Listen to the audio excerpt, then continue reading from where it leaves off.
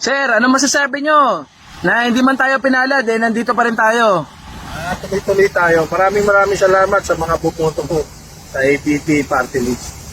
Ayun pa man, kahit di kami pinalad, tuloy-tuloy serbisyo tayo. Sa pamumuno ni Captain Brocha ng ABP Party List. Maraming salamat. Ayan, hindi man talaga kami pinalad na magkaroon ng boses sa Kongreso, pero hindi nangangahulugan na titigil na ang aming pagsiservisyo. Dahil talaga naman ng mga fire volunteers bayaning buhay. Kaya sa pamamagitan ng aming fire truck na aming ngayon nilalagyan ng tubig, makakapagserbisyo pa rin kami sa inyo. Pero sana, hindi namin lagi nagagamit to kasi ayaw namin may nasusunugan syempre.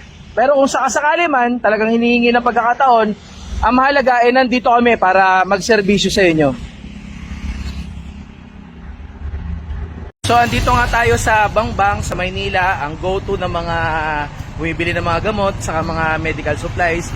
Kasi dito natin bibilin ang regalo natin para sa DRCG Fire and Rescue Volunteers sa Kogyo Antipolo. Alam nyo ba na mag-celebrate na sila bukas, May 25, ng kanilang 5th year as a volunteer fire and rescue organization. At syempre hindi natin mabibili para sa kanila yung mga ibibigay natin na makakatulong para sa kanilang pagre-rescue sa kanilang mga kababayan doon sa Kogyo Antipolo kung hindi tayo tinulungan ng ABP, ang Bumbero ng Pilipinas Party List. Kasi sa tulong ni Kapep Goysia, kahit di man pinalad ang ABP, ay nandito pa rin ang partido upang pagsilbihan ng ating mga fire and rescue volunteers na talagang mga tunay na bayani.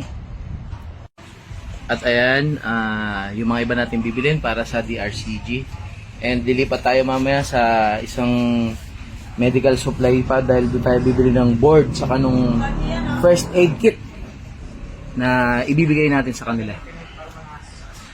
Antay, kunin ko yung isang spine board saka 5 first aid kit. Yan yung first aid kit.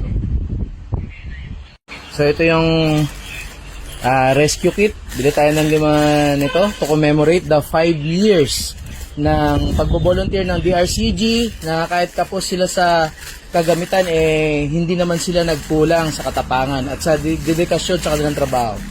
Ayan, sa loob niyan may mga gamit din. Yan, ito yung laman niya, no? Buksan natin. Hirap. So ayan, yan yung laman niyan.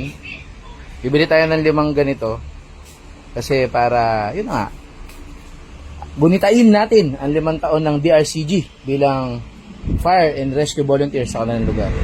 Tapos yan pa yung binili nating spine board. Ayan, di ba? Guwapings pa yung mag-aabot sa atin, di ba? Pag na-aksidente, babae, gagaling kagad. Pag ito yung nagbuhat. At nabili na nga natin ang ating iririgalo bukas sa DRCG sa kanilang 5th year anniversary as Volunteer Fire and Rescue Organization.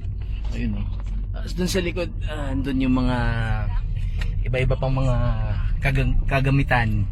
Nakakataba rin ng puso na kahit papano ay makakatulong tayo sa kanila kahit di tayo pinalad manalo nitong nakarang halalan dahil alam niyo naman, medyo bago ang ating party list and siguro hindi pa rin marami ang nakakaalam na talagang kailangan ng ating mga bayaning fire and rescue volunteers ang ating tulong upang makapagluklok ng kanilang representasyon sa Kongreso, sa ating pamahalaan.